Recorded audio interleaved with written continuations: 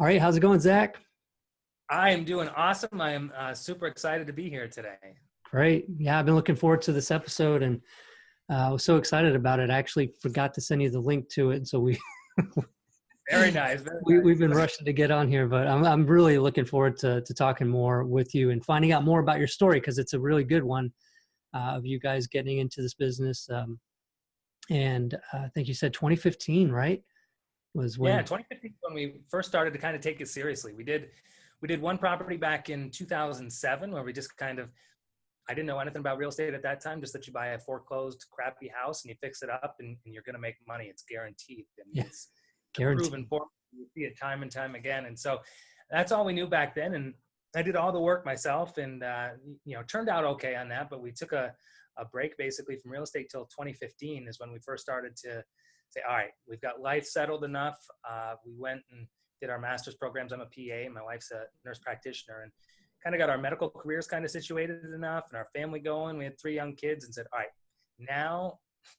now with just 3 kids under 5, we're ready to get on to the next adventure. And so we decided to break off into real estate in the fall of 2015. Man, so where did you guys first find out about it? Find out about just the About real real estate estate. investing, about buying junky houses and fixing them up, and It's almost embarrassing to say, but like HGTV, like that was it. Like, fix and flip or flop, all those TV shows that were on back then. And, we just loved the idea of, we're workaholics, we're just workhorses, and just being able to see, we like to make changes in people and we like to make changes in houses, and just kind of became a perfect match.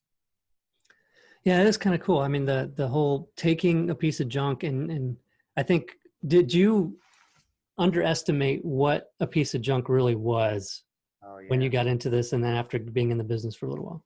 Yeah, I mean, it was really cool because I screwed up so many things from that first experience. And when you're living in it, it's a little bit easier to screw things up and not tank yourself. And so it was a really awesome learning experience at that point. And I'll never forget. I got the phone call from my wife. We were turning the water on it. So it was a foreclosed house. Basically, like, you can't inspect the house because there's no water to it. There's no power. So I get that first phone call while I'm at work. And she goes, hey, there's a little leak underneath one of the walls when they turn the water on. I'm like, well, whatever, we'll figure it out. And I got home and it was like, no, it was copper pipe that was just totally busted off. I'm like, that is not a leak. It's out of the wall. That's funny. And it was just, so I had a plumber come over because I'd never done anything. I said, why don't you come over and fix this pipe? He's like, all right, cool. He fixed that pipe. We turn it on, 4 feet down the wall, broke again. Oh By the time man. you get to like the 3rd one, he's like, I'm going to teach you how to do this and you can do the rest. And so that's kind of, the whole experience that we had all the way through. Yeah. So what was it like? I mean, you guys, when you started, back in 2015, and you were doing some volume or doing some deals, were some of those houses so nasty that, like, because in the shows, if you started getting interested in it from the shows, they don't show you like real The terrible. nasty, and you can't smell what it's like when you watch the TV show. I mean, was that kind of a shock, or did you expect what you found? There are smells that you can't get out of your nose.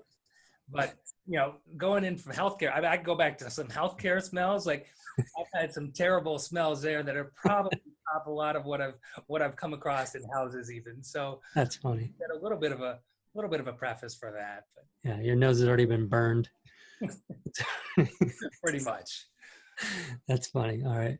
Okay, so you 2015, you guys were getting back into it, and you, like you said, you stay busy, you just work a lot, you workaholics, whatever.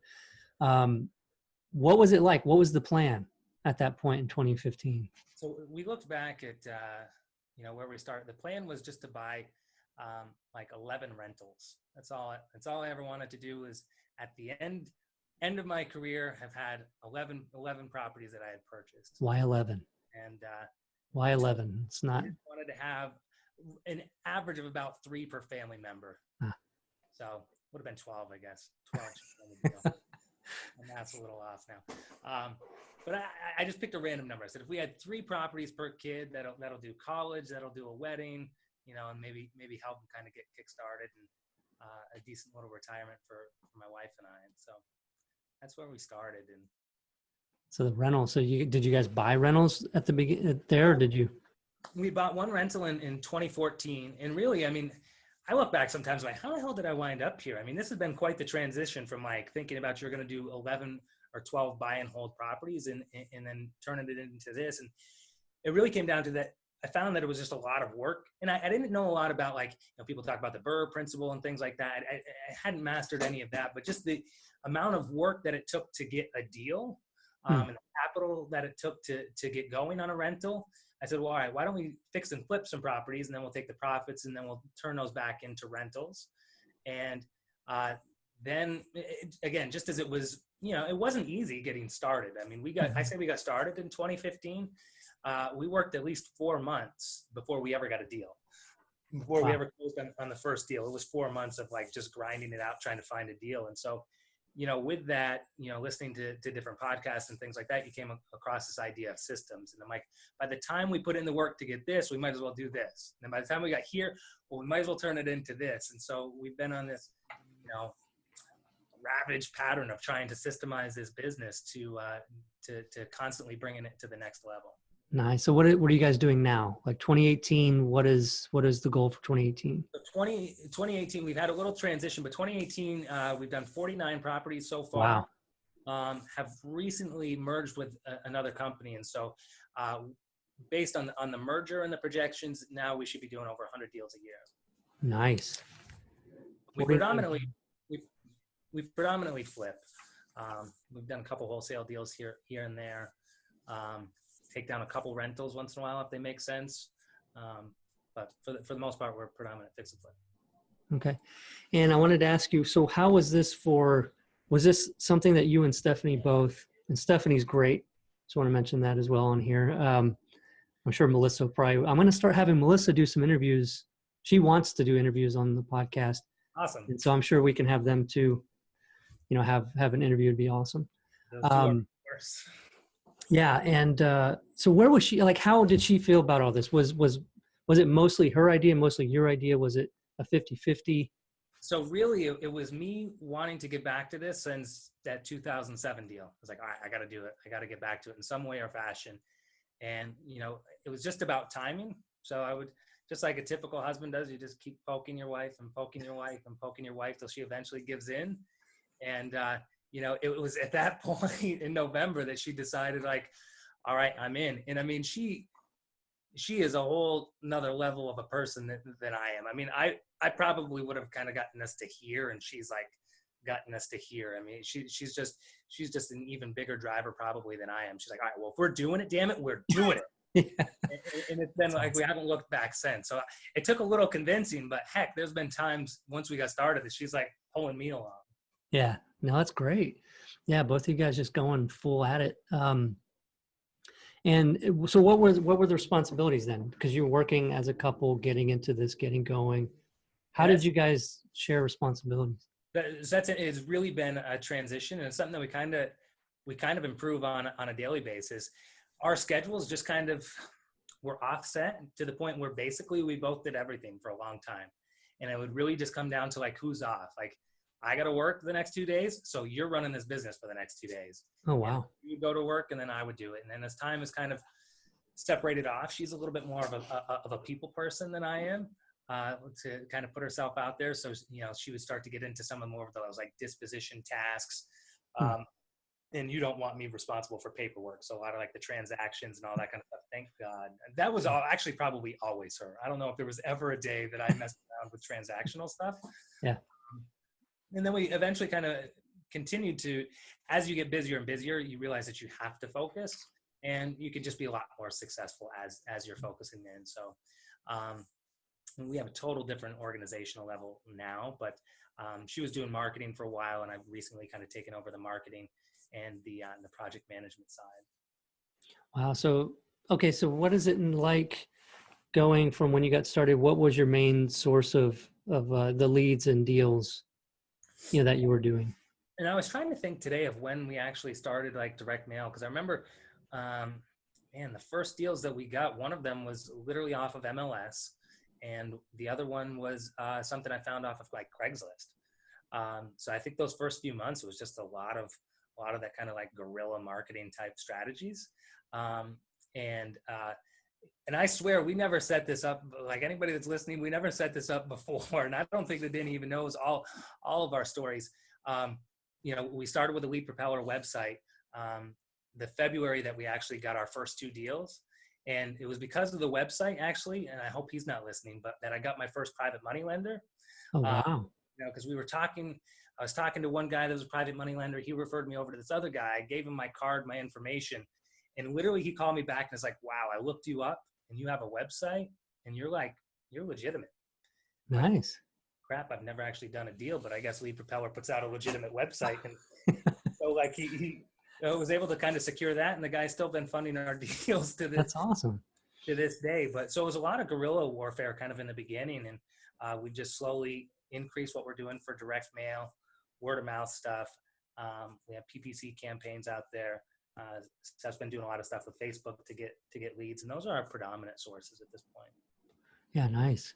Yeah, so I was wondering why you guys were so nice to me, and now I know. Right?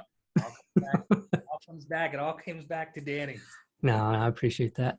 And it's the guys on the team, you know, it's not just me. But I think I still have people contact me thinking that I'm the one putting together the websites and like doing all of that stuff. Strong work. What's that? Strong work, Danny. Thank you much. All right, great. So you guys then, I mean, we met, what, 2 years ago? Was it in person? Yeah. So In October, right? yeah, whatever that event was. San Diego. The first time I ever met you was in Nashville. Oh, no, okay. I think you were sick. So 2 years from February. Yeah. No, because I remember that day, because I remember like when you went, it was like celebrity status at that point for me. Like I elbowed my wife, like, you know what that is? Okay. Like, FlippingJunkie. And then you guys came and talked to me and got disappointed. No, we've never been let down since. It's been very awesome. But like I said, I mean, that's kind of how we got started. Really, was back in. I'll never forget, because I was listening to podcasts as I was doing outdoor Christmas decorations. So I'm hanging out Christmas lights and just like listening to podcasts and trying to figure out how to get it going. And you know, the FlippingJunkie podcast was at that time, especially, was, I think you'd set it up basically to teach people everything that they needed to know. It started with mindset and all right. From there. So it was like, for me, it was like perfect timing for us getting started. And yeah, so I've been listening to you for months before we actually got to meet. I was like, this is that's cool. Pretty awesome opportunity. But yeah, I mean, if you guys got started back up again in 2015, and then that was February of 2016, I mean, you guys did a lot. If, you know, especially doing the right things too, and becoming a part of that group. Yeah. And, you know, that's the 7-figure group with Justin Williams, you know, for anybody listening out there. But what point were you guys at when you joined that group? I mean, what were you looking for when you joined that group? To really ramp it up into just the systems. Like I bought the systems juice of like, all right, this is what we need. Because I mean, we had the 3 kids. We were both working full time. I was working a minimum of 45 hours a week, and would literally work 12, 14-hour shifts, come home, try to like eat, work out, and then just try to bust out, you know, a few hours worth of work of looking for deals. And we were still scraping for deals at that time. Yeah. Before we had the ability to just have leads kind of come into us. I mean, we really had to go out and find them. And so I knew I needed systems to be able to keep the rest of my life going and be able to grow the business. Yeah. And so you were at that, had you hired anybody before that, or was that the point where you guys said, okay, we need to figure out who to hire?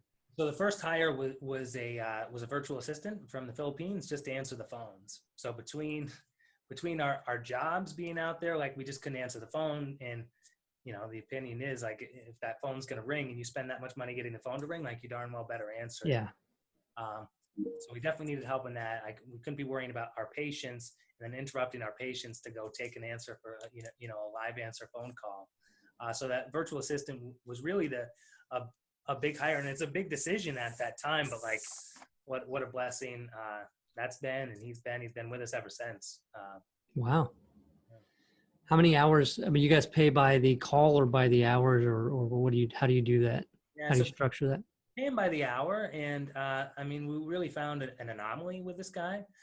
He's able to do a lot of stuff. It's not just somebody that has the ability to just answer a phone and take down minimal information. This guy has done negotiations over the phone. He's locked up deals over the phone. Uh, there was one period of time where we had a transaction coordinator that just left in the middle of like, you know, 5 different transactions going on, and he had to pick up on some of that and got some of the deals closed virtually. Um, Wow.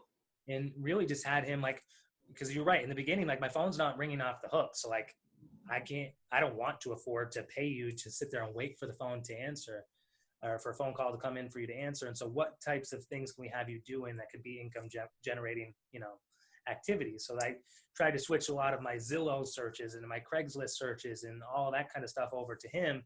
And then having him filter the deals down to me. So I just had a lot less to look through. Got Oh, him to the nice. point where he could comp out properties and all that kind of stuff. So really he would be doing that all day long. Said I could come home from my regular job and look through the information that he's gone through, verify the comps that he's got, and progress forward with deals from there. Wow. So, how did you find him? I mean, what kind of person were you looking for? Where did you look? Yeah. So actually, cut the script. So we found him originally through Ibis, to be honest. There's a little bit of a complicated situation in through there, but originally found him through Ibis, which is Investor Virtual Assistant Services. Okay. And yeah, there was an off-screen conversation there, but Okay. anyway. And so what we were looking for, somebody that had a good, good accent, or not a great, that sounded Right. American as possible, that really just had enthusiasm and drive. And so Ibis has a really good setup in the sense that like, they kind of pre-screen people. They give them a little bit of background knowledge, and then they send you, videos of these people. And I mean, I guess there's ways for you to go through it on your own, but I remember going through the different videos and like just watching the video, I was like, that's who we need. Like I always tell them it's the rain effect. He's Oh, wow. happy and da-da-da, like that's what we need on the phones. Like, yes, keep Yeah. that, answer the phones, and we're good. Nice. And so how did you train them to answer the phones? Is it more, the script with the questions? Or you tell them, hey, be conversational, ask them about stuff that they bring up. How did you get I think them? always trying to improve. And so it starts off with a script to the point where they can do a script enough times where then they can start to make it their own. I think having a script as a guideline is really important because you don't want to miss questions. You know what I mean? And I think sometimes even getting into cold calling is good. Like cold call these Zillow houses that are for sale or whatever, for sale by owners, just to go through the same conversation over and over again. And then as it starts to become natural, then you ask the questions and you know how to plug them into a normal conversation. So I think it transitioned. We definitely had the script for him to kind of go through, but it's become over the years now just a lot more conversational. Yeah. I mean, I'll be honest, if I go a period of time without answering a phone and then I pick up a phone, I remember one time I took up one at like midnight and I hung up the phone and I was like, I never got that guy's name. I'm like, that's why people have a script of like, did I ask the right questions? No, didn't get his name. I'm pretty sure that was supposed to be question number one. Yeah. That's what, Yeah. Yeah, that's funny. I mean, after you take enough calls though, and you start to, especially if you're busy, and that's the thing with having somebody there, because you might think, well, I only get so many calls during the day, but it's what are you doing when you get those calls? If you're busy and you're thinking about something else, you're in a hurry, you're not going to do that well on the call. I mean, and that call is not just a matter of getting information, you're building rapport. That's why that was our first hire with the 3 kids. I mean, that's a great experience to have like a business call in kids. Yeah. As soon as they know that you're on the phone, like all hell breaks loose. They got deodorant on the walls, jumping off the couch, balls, get the pans out. It's like just the time to get it on. And it's like, it had to be our first hire. No lie. One time I was on the phone with an old lady, it was really great lead. And then my daughter got stung by a bee for the first time. No. And like her lip started to swell up. I'm like, I really want this deal, but like, I'm sorry, I got to put this phone down and go figure out if my daughter's going to die here. I'll call you back. I'll call you back. So I've really appreciated having, somebody being able to answer the phone. And we do have one of the backup services as well. to take after hours calls. Cause that was the next step. It was nice to have them on the daytime, but now your nighttime's ruined with bedtime or whatever. So those backup services are superly helpful for us anyway. Do you have any that you like? Are you using a service that you like? Yeah. So we're using Keener right now. Okay. Keener's been pretty good. And okay. And for people that don't know, how does that work? The relationship with Keener, is that, per call, or how does that work? Yeah, and so we have a per call basis set up. I think there's probably a monthly fee that you're given an allotted amount. I love that I now have a finance person that manages all of this stuff. I don't even, if I remember the email from way back when, I think there's a baseline service every month that you get a certain number of minutes, and then if you go over the minutes, it's a certain amount after that. We use CallRail for the incoming calls, and so they go to my guy first, and if he doesn't get to them, then they get routed to Keener. And then after hours just goes direct to Keener for them to pick up, and they can live answer 24 hours a day. Nice. Yeah. And that's huge. And like you said, when you're spending 50, 100, 150, 200, 300 plus per call coming in, with the marketing that it takes to generate those calls. Right. That's a constant conversation. Like, if you knew how much it costs to get this darn phone to ring, you would pick it up. Mm-hmm. And always thinking, and not only that, right? It's the thinking of, if that's the hot deal that we make 40 grand on, 50 grand on, and I missed that call and my competitor gets it, that's not $300 you lost. That's 40, 50 grand Right. Yeah. of revenue into your business that you've lost. And that's the thing. And that's where having the right people with the right mindsets, like the bulldog mindset of like the next deal is always around the corner, because you hear so many no's. I think acquisitions has been one of the hardest positions, I think, for us to fill. Even, you talk about bringing in outside sales guys. I was talking with a guy today who does lighting sales. So people have called him up that are interested in outdoor lighting. It's like a $400 to a $1,500 purchase. Like, by the time they call him, they're pretty well sold to begin with, and so his close ratios are really high because, he just goes out and his job is to upsell them from $500 to $1,000, not to get them over the finish line just to sell the deal. And so having people that can hear no over and over again, and you should not have a window in front of your office, making that. You can turn the camera around. We'll get him on camera. Yeah, get back there. We'll get the camera on you.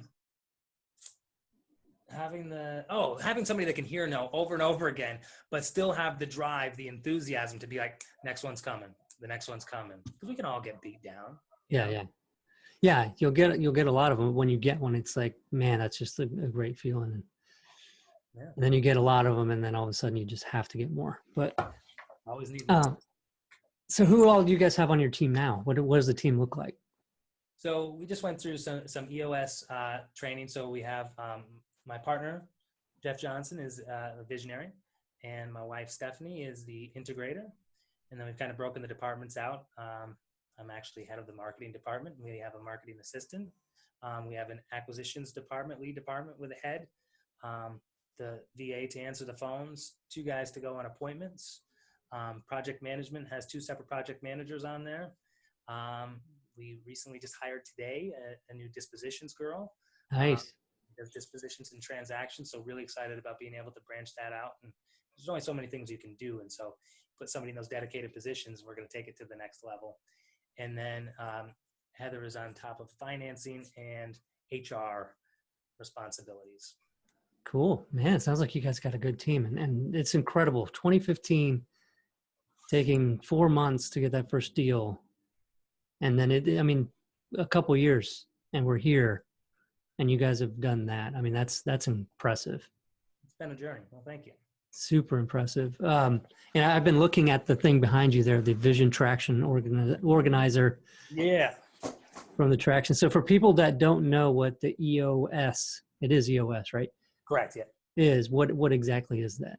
So Entrepreneur Operating System, I think there's a few different books out on there. Traction is one that we've kind of gone through, but it's really been able to kind of like throw up how we think that we should design a business and give it into a proven design model of having the right people in the right seats that, get it, want it, and have the capacity to do certain positions. And, even things like, the VTO, like you were talking about, the Vision Traction Organizer, we talked about this stuff 3 years ago, but like literally took 3 years before we could sit in a room long enough to actually get it done, because it seems less important to the contractor that's calling me now, or the deal that's coming in, and so certain, what do you call them, 30,000. Yeah, 30,000 foot view, working on the business instead of in it. Boom, that's it. Yeah. And so, and that's one of those things, right? Like, and we don't often get those, but the EOS has really been able to help give us that 30,000 foot picture of where we want to go and what is it actually going to take to get there. Nice. And I like the way that you mentioned that, because that is something I think some people dip their toe in. They hear about it maybe, and they're like, okay, well, let me check it out. And then, like you said, that you've got fires that you're putting out. Yeah. And a lot of us get so caught in putting these fires out that we can't stop to turn around to see that there's like a giant fire truck behind us with with the hose, and we could put everything out if we just stopped trying to stomp out the fires and jumped up there and did that. Right. And I think that's what that is, right? You're jumping up on that fire truck and you're like mapping things out and Absolutely. And then it's broken down even into, the day to day and the week to week in terms of how we handle problems in the company. And it's dramatically changed the setup of meet. I used to run one meeting a week. It was a Monday morning meeting, and everybody would come and we would talk about everything. And it was, a little bit of a cluster, and we'd go off on tangents, and, 3 hours later would be, just reviewing, right? After three hours, we would have reviewed what's happened, and that's about it, and not necessarily handled high level kind of problems. And, now we have a whole darn calendar board filled up with meetings where sometimes you can get the feeling of like, man, I've got all these meetings, but at the end of one of those meetings, I mean, we've gotten so much done for that department that otherwise wouldn't have been done. Nice. So what is your favorite part of it? That whole process of looking at where you are, where you want to go, how you're going to get there. Do you have a favorite part of that was like, it really, was one of those aha moments for you? Or I'm really just, as much as, like I said, meetings can sometimes be like an interruption to the day. If you don't put that stuff on the calendar, it is never going to get done. And so I think that's important for all of our life, right? Like if you don't take time to work out, or if you don't take time for your spouse, if you don't take time for your family, like sometimes as sad as it is, you have to like calendar those things in. I always laugh because, now my wife has partnered with, we've all partnered together. And so Jeff and my wife are visionary and integrator, and they have a same page meeting. Literally in 3 years, my wife and I ran this company and have never had a same page meeting. Like, how ridiculous is that to go how many years and like never actually, because it was her and I, so we never forced ourselves to put the time down. But because of that, we just handled issues as they came up. We never actually sat down and addressed things. So being able to organize your company structure and base meetings off of that has made us 100 times more productive. Nice. So what are those meetings like? Would you mind elaborating what happens when you go into those meetings and the order and flow of it? Yeah. And so thank God there's programs that can walk you through so that you don't have to absolutely memorize everything. But so we use Asana to kind of keep us on track and on task. But we start with like a little segue where everybody goes around the table and just says something good personally and professionally, just to kind of like kick off the meeting. With this VTO, you set up goals that are going to take you, 90 days to go over. So they'll call them rocks. And so we go over our rocks, like where are we at with our rocks? What percentage completion are we? And then we start to look through the to-do list to see what got done last week, to make sure that people are being held accountable. And that's another thing. Accountability is really kind of rough sometimes to walk into an open office setting and be like, hey, Danny, did you do your stuff this week? Like now I'm not calling you out. Like this is a part of the meeting. This is what we have to go through. Last week you said you were going to do this. Is it done? Yes or no?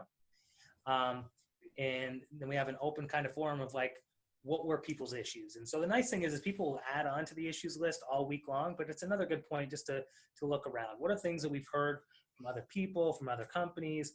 What systems or processes are working or not working particularly, to be able to throw onto an issues list. And then we all get to go round robin around. What's the most important issues for us to tackle right now?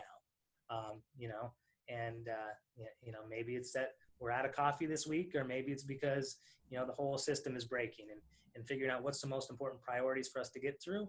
and making sure that we get it done within the time frame. Most of our meetings are 60 minutes, except for the leadership meetings with all the team leadership board, which is 90 minutes. Nice.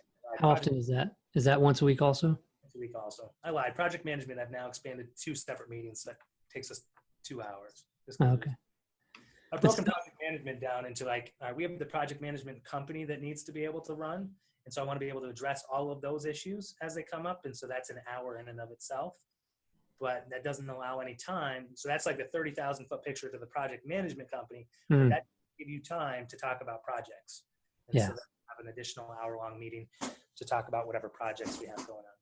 Yeah. And it might seem like a lot of meetings, but it's like what you talked about. You're taking the time to be intentional, to really guide your company, build your company, and do the things that need to be done. You're not just, talking about everything that's coming up. You're making plans, you're figuring things out. And the 2 things that I really like about that, number one is that when you guys talk about what are the issues, it's as a team. It's not somebody had an issue. Okay, are you going to figure it out? It's how can we all figure this out? And how can we all agree on what's most important for us to deal with right now? I'm sure some people's opinion holds a little bit more weight, as it should. And some of the issues that you feel like more important will get taken care of. The other thing was the mention of the fact that there's rocks. And I think that's the traction thing, right? Is where they talk about rocks. And so and I love that analogy of rocks, because what it is like you have like a cylindrical container, and you have rocks, you have like gravel, and then sand, right? And it's like all the menial tasks and stuff like that are sort of like the sand. And then gravel is the intermediate important things. And the rocks are the things that are really moving things forward big time. And if you do all the tasks, like menial stuff first, and you fill that container up with sand, you won't be able to get the rocks in there. Yeah, absolutely. By the end of the week. Did I say that right? It's been a couple of years since. Yeah, absolutely. So you take that cylinder, you fill it up with sand, and then try to add a rock in there, and you can't do it. If you get your rocks done first, then you can add some more gravel, you can add some more sand. So there's some different, kind of analogies on there. And I'm trying to I think you always have to be improving. I'm still trying to improve myself of like, all right, what's the one rock? What's the one thing for your day that you need to get done, and get that done out of the way first before you, oftentimes I think we make excuses to put off something that's probably the most important, but might be the most challenging, whether it's something you don't want to do, or, my point from today, an uncomfortable conversation you have to have with somebody, right? Mm-hmm. Like, that conversation needs to happen, but I don't want it to. So it's very easy for me to, well, what if I was just to check my email and get a couple of these things done, and then I'll have the podcast later, and then it won't happen. So I had to eat the frog first. I had to get to it first thing. Like, I have to address this. If it takes me the rest of the morning, fine. If the day ends and that's the only thing I did, that was the most important thing for me to do today. So how do you feel after you do that kind of thing where you eat that frog first? The whole day, the rest of the day? And we wind up, I think, overhyping things to the negative, like, oh, this is going to be terrible, this is going to be awful. And at the end of that, I think you wind up, number one, you feel so much better because you did whatever it was. But oftentimes things don't go down that cherry path that you thought that they were going to take, and they go somewhere totally better. Yeah. And getting that thing done, knowing that you moved the ball that far, like you move things forward that much by doing that most important thing at the beginning of the day. Even if you don't finish up the small things later, it's like, I still did the thing that's really going to change things. Knock over the big domino, it's going to knock over all the small ones. Yeah, like the other day I did 1,000 things, and then somebody said, well, what did you do today? It's like, all those were really, like, I don't want to tell you any one of those 1,000 things because they seem pretty trivial. You know what I mean? I don't feel successful at the end of the day because I didn't get the big thing done. I just did 1,000 little things, which is still important. You still had to get them done, but not as important.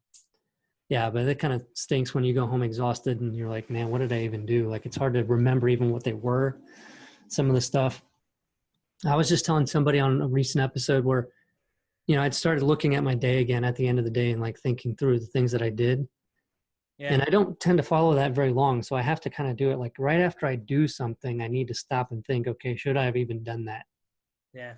Like, did I not like doing that? Did that just frustrate me and put me in a bad mood? Should somebody else have done it? Because if I wait till the end of the day, I'm tired and I don't even want to think about it. Right. And there were some things this week, what's that? You do one of those planners? Kind of reminds me of some of the planners where you review what you want to get done in the day, and then at the end of the day, look back.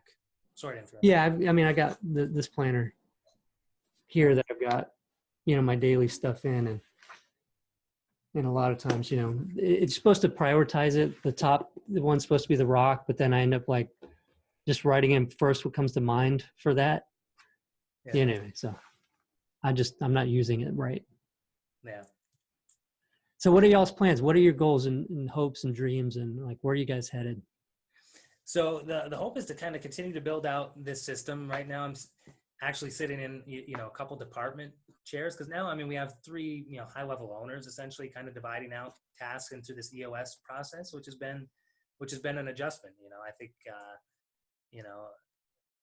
so we did an EOS implementer. I don't know how much we talk about in these podcasts and not, but of Gary Harper, and really, I mean, it was like superly helpful to have him come in and help guide us in the direction that we should have been, because I probably wouldn't have set it up the same exact way. And so I feel like we're on this like really solid pathway to success that's just been planned out, and like we just have to take the action steps. And so the action steps are to continue to build the team to actually get people into the only seats I'm sitting in right now are project management and marketing seat for myself. I'll probably hold on to marketing the longest. And really, I'm looking forward to kind of, growing this business, becoming a leader to the company, where I encourage people and help people grow in what their hopes and desires are. It's really been probably the most rewarding thing for me now. We first got into it because I love to see the transition in houses and, transition of the people's lives that you affect there. But now to be able to affect the lives of my team members, like the VA from the Philippines, like, I mean, touches my heart. Like, could cry at some of the improvements to his life and what he does with it. Like, you want to talk about give back. I mean, like, we give to him and he gives to his local community, like, more and better than I do here. Like, he's an inspiration for me of like what I should be more like. And to be able to see those kind of transitions between him and I could say, very similar stuff to a lot of people on the team. And so that's really been the biggest kind of growth thing for me. And I don't know, I think we kind of caught the entrepreneurial bug now, where we just start other companies, and gotta be careful about that. Plans to kind of branch off and do some other things through there. But we're going to continue to grow out the real estate flipping company, and at this point we should be on pace to never do less than 100 houses a year, and we need to grow that out to different markets and that kind of stuff. But I want to get back and give back, and that Operation Underground Railroad that was talked about in the last meeting, like, that's what I want to free myself up to do now. I mean, I want to be involved in this company and continue to progress it forward and affect the lives here. But I want to get out and do other stuff. How am I so much of a talker? But one of the you didn't ask, but one of the things that people ask often is like when are you going to stop doing medicine? And I pulled way back. I was getting to that. But so, and I had pulled back a lot from that, like over the summer, over the last year. And it like negatively affected me. Like, I go to work now and people look at me like, what's wrong with you? Because I come in there so happy, because it's like, it's an opportunity for me. They pay me, but ultimately I'm freely giving. They would pay me if I was sitting on my butt there, or if I was taking the best possible care of you. And like, it's my moment to like really just give in to every patient, like, 110% and do whatever I can to affect their day and affect their life. And so that's this kind of stuff that I want to get more involved in now. That's really cool. And listening to that story, and even this whole episode, like starting from the beginning of how you guys got into it not that long ago at all and built this up. But what I like most is you guys set your sights on what you wanted to get, and then you're going after it in a smart way, right? In an organized, smart, intelligent way. And, a lot of us get into this business for the freedom to be able to do the things like you're talking about doing.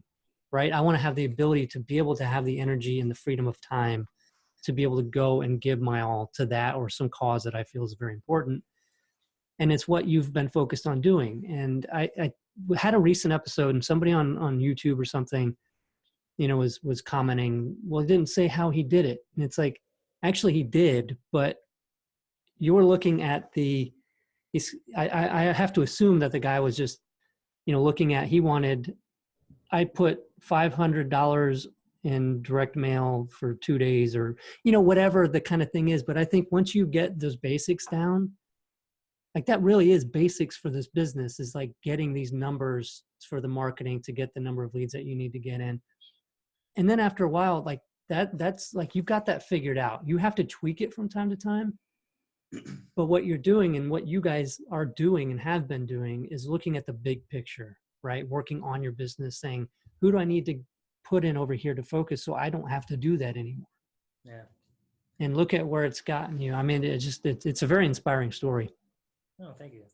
Yeah. I mean, everybody has problems. Every business has problems, and your problems just change as time goes on, right? And so, yes, there was that day, like we talked about, for the first 4 months, where I had a problem finding a property and had no marketing budget and was scraping Zillow and MLS for a deal, and then that problem was solved with being able to branch into some of these other marketing techniques. But then, you're just moving your problems around, and then you wind up with a money problem, and then you find more money, and then you have a project management problem, and then you solve that. Now you don't have enough houses, and so you're always just floating through like those 3 main portions of the business. Like, all right, let's perfect this so that it breaks something else. All right, now that's a problem. Let's break that. And that's been our mindset, and what's allowed us to kind of continue to grow.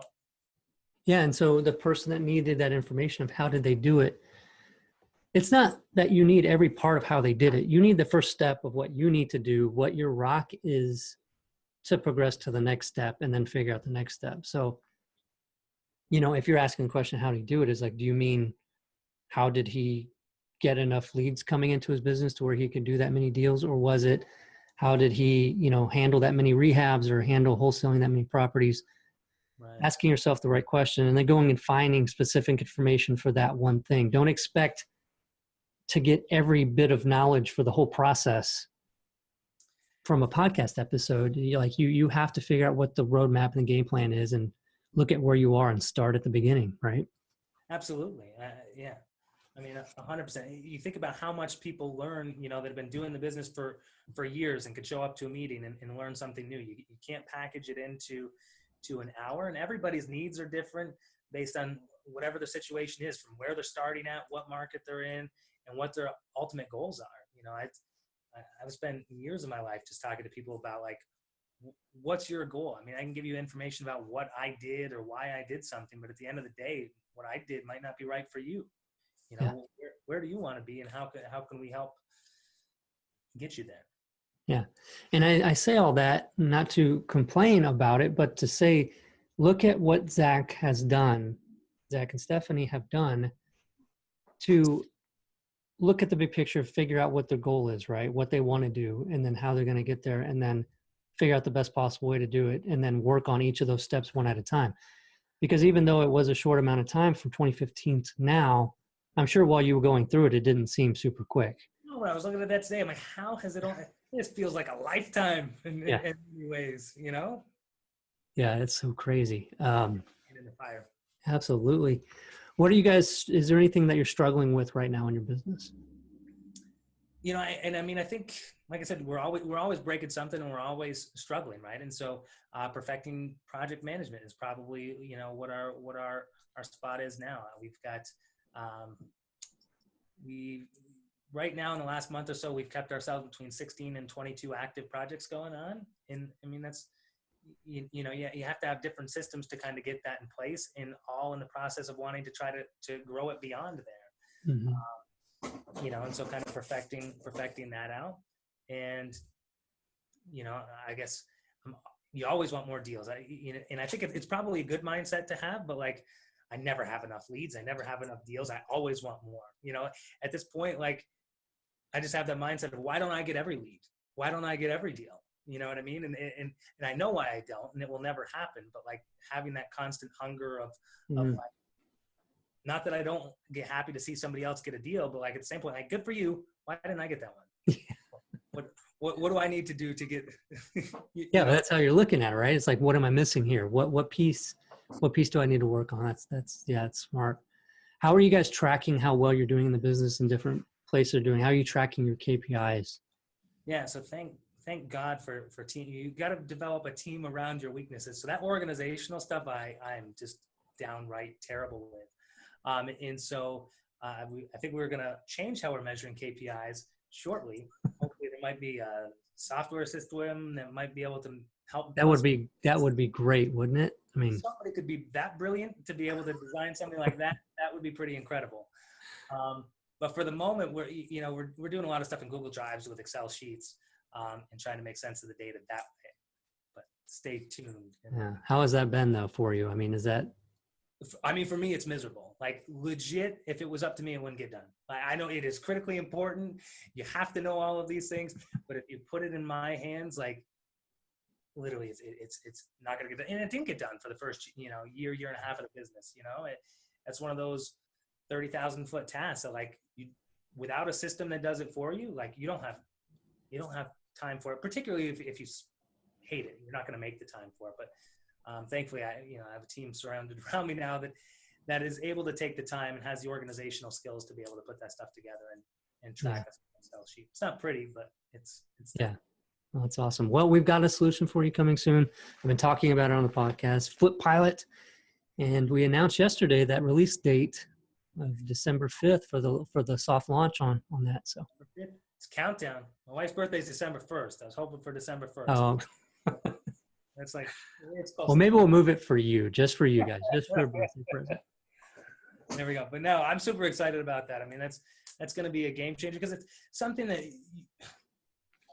I think most people that are entrepreneurial, that start companies, have these butterfly, I got to do all these different things, and it just continues to get pushed down. And it's not because it's not an important task; it's critically important, and it takes time. And it was forever before we were able to hire somebody that could take the time and had the skill set to be able to look deep into there. I mean, let me give Stephanie some credit.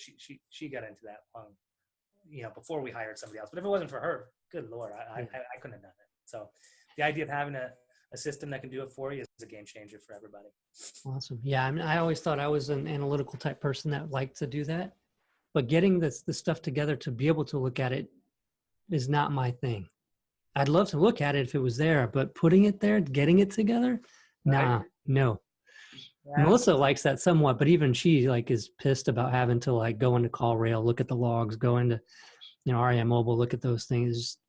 It's just a mess. It's crazy. So anyway, Zach, this has been great. This is awesome. Thanks for having me on. I appreciate it. And like I said, super honored. Is humbling. Like I said, I mean, quite the transition from celebrity to now on the podcast. So it's really an awesome time and a privilege for me to be on here. So I appreciate it. Yeah. Now, I like you guys a lot, and I'm sure I'm going to have you on the show again as a repeat guest for sure. If anybody's listening out there, if they want to get in touch with you, how should they do that? So they could hesitate to say, look me up on Facebook, but there's Facebook. You can check our website out, www.choosebetterpath.com. And our contact information is through there. Anybody that's, looking for help. I mean, like I said, we have a giving mentality, giving mindset. It's on our board up there. Nice. On our core values board. And so, anything I can do to help people out, let me know. Yep. And I know we offer it too with Lead Propeller, but you guys do great at Facebook marketing as well. And I'm not going to leave that out. I know that you guys do that, and you're doing great for a lot of people. So. All right, cool. I appreciate it. Yeah. All right. Well, tell Stephanie we said hi, and we'll talk soon. Absolutely. Talk to you later. Thanks.